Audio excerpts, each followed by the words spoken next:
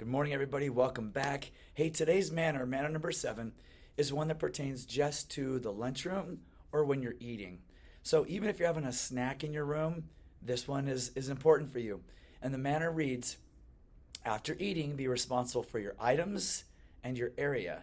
So kind of like after using the restroom, you want to wash your hands and take care of that stuff. You need to do the same thing in the lunchroom, but you got to make sure you get, if you bring a lunch from home, you got to get all the little baggies. You got to get your ice thing and get that back in your lunchbox.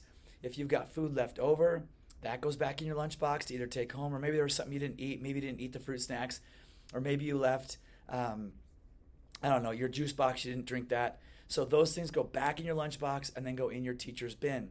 You're responsible for that. We've been having a lot of lunchboxes that are lost or misplaced because you're not putting them back in your lunch bin. You've got to get it into yours. So pay attention which lunch bin goes for your classroom or your teacher. It's really important. And then your area where you ate is also your responsibility. That means it's your job to clean that up. So if there are crumbs on top of the table, you brush those crumbs down into your hand or into your lunchbox. Or I like to take the tray and put it under the table and brush the crumbs off the top so they fall onto the tray. And then when you take that and dump your tray, all the crumbs go into the garbage as well.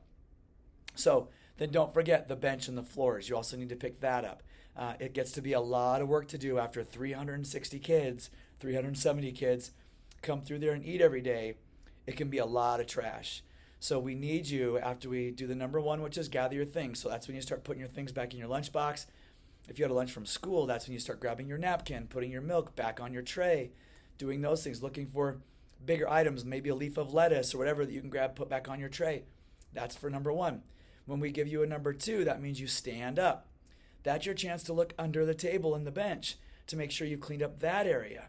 So that's the number 2. And then the final one is the number 3, where you actually get to then go dump your stuff and line up.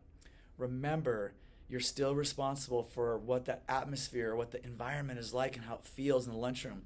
You've done these things in your classroom with your PAX Vision. We will be setting a PAX Vision starting next week in the lunchroom as well. What do you want to hear more of, see more of, do more of, and feel more of? And for me, it's the feel and the hear. It can get so loud in there, you guys. We need you to have a 3-inch or a 3-foot voice, so you're just talking right across the table. It should be fairly quiet. We shouldn't be setting that noise meter off a lot. These are things you need to work on. So that is manna number 7. After eating, make sure you clean up, be responsible for your items and your area. All right? Let's make sure we're doing a good job of that. I'll see you later on today. Have an awesome morning.